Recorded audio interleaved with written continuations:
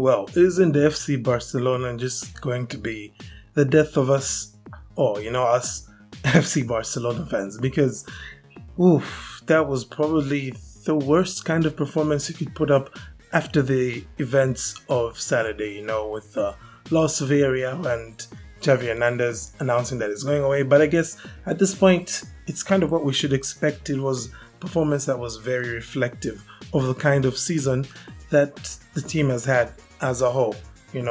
Lots of wasted chances, lots of dodgy defending, lots of questionable changes made by the manager, and even tactical shapes. So I don't really know even where to start with all of this, guys. But let me know your thoughts, by the way. What did you think of that performance? It was a win, of course, a win Barcelona needed to, get that gap back on Athletic Bilbao to something that isn't going to be so scary.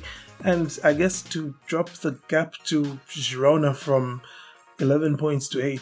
I mean, yeah, it's definitely a good thing, isn't it?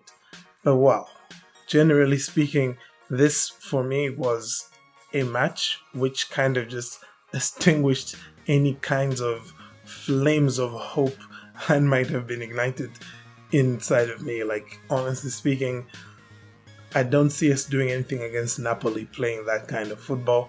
And, with the added injury of Ferran Torres, who was honestly during January our best forward aside from Lamine, I don't honestly know what to expect from this team moving forward from here. I don't know what's supposed to come next year. So I'll be happy at this point to even see this team finish in the top 4. Because yes, it's that bad. I still think that we have to go away to Bilbao and we have to go away to Real Madrid and away to Atletico Madrid, and tell me how we're supposed to pick up 3 points or even a point in any of those games playing the way that we did here. In a match against a 10-man Osasuna team, Barcelona should be able to have more control over it than they did.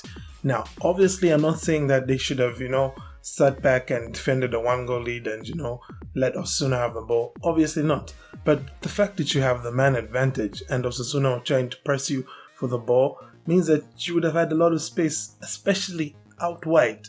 But for not the first or third or sixth or 10th time this season, we see that even when we have the opportunity to exploit spaces out wide, we kept on playing through the middle, and we gave away some dangerous balls. And it's really a miracle that Osasuna didn't find an equalizer through Raul Garcia. He had a very good chance he could have equalized. So yeah, I don't know, it's hard to sound very positive right now. There's not really much to be positive about. In my defense, did you see that performance? Do you honestly have any positives coming from that game? Because I don't. Alright, I do not. We risked Ronald Araujo getting further injury for reasons I don't understand. As far as I know, Christensen was on the bench, so why didn't he get even 10 minutes on the pitch? It beats me that Ronald Araujo at some point was limping out there on the field, and in fact so was João Cancelo. So it's good to know that in addition to Ferran Torres, who's joined the injury ward, we could see Araujo and Cancelo joining them soon. And sure, we have a relatively easy run of fixtures coming up, but my goodness, with the way that we're playing right now, anyway, maybe it's not so bad, because maybe more academy graduates in the first team is exactly what we need. Maybe guys like Hector Fort can get some minutes here and there. Maybe Marc Casado, I don't know if Xavi still remembers him. Maybe one of those kids can get some minutes here.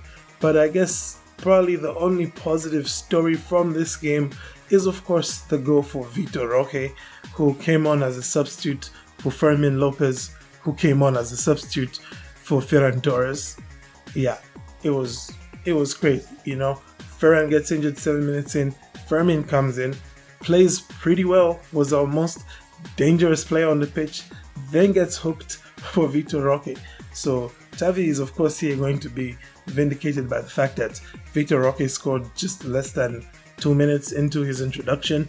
So that looks like one of those substitutions that's a stroke of genius. But on my part, honestly, I feel like Robert Lewandowski shouldn't have finished this game. He should have come off and not Fermin Lopez, because aside from, taking up the defender's attention when Vitor Roque did score, somebody tell me exactly what Lewandowski gave us in those minutes after Fermin Lopez came off the pitch.